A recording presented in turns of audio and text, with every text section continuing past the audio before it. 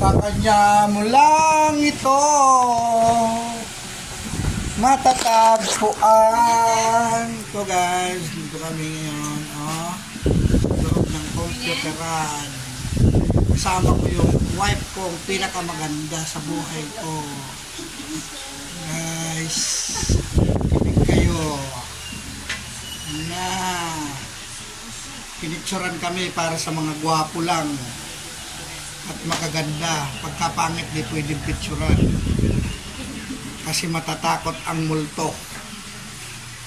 Pero pag gwapo at maganda, excited kami. Kuya, wala kang ibang picture? Yan na po yung pinakatisoy kong picture man.